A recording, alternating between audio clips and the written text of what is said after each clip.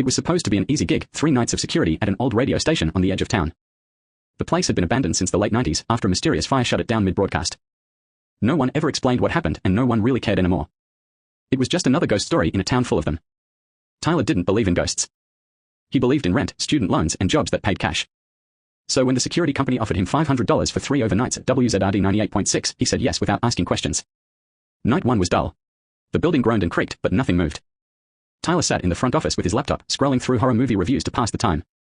Ironic, maybe, but comforting. Night 2 was different. Around 1:12 a.m., a soft static buzz came from down the hall. He paused his video and listened. It wasn't his phone or the laptop. It sounded analog, old. He followed the noise to the main control room. Dust blanketed the consoles like snow.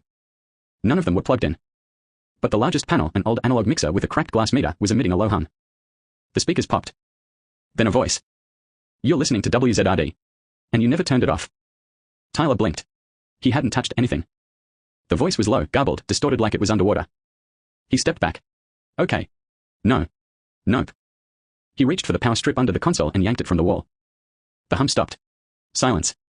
Then, louder, from the speaker. "Don't unplug me again, Tyler." Tyler froze. He hadn't told anyone he was working here. No one even knew he was inside the station. The door behind him creaked open. He turned quickly, but no one was there. Only darkness and the faint scent of ash, like burnt paper and ozone. He grabbed his flashlight, but the beam flickered and died. The voice returned. "We are still on the air." The control room lights buzzed to life for the first time in 2 decades. But they didn't just flicker on, they pulsed like a heartbeat. Then, something moved in the reflection of the dark glass in front of him. A shape. Human, but wrong.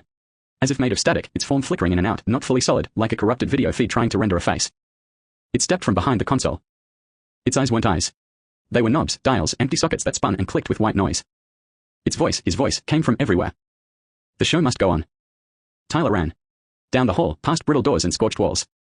But every hallway turned back toward the broadcast room. He kicked open an emergency exit, only to find himself back at the mixer. The monitors were alive now, showing old news footage from 1997. Anchors frozen mid-sentence, flames licking the edges of the screen, their mouths opening in silent screams. The thing moved closer. Tyler backed against the wall, gasping. "What do you want?"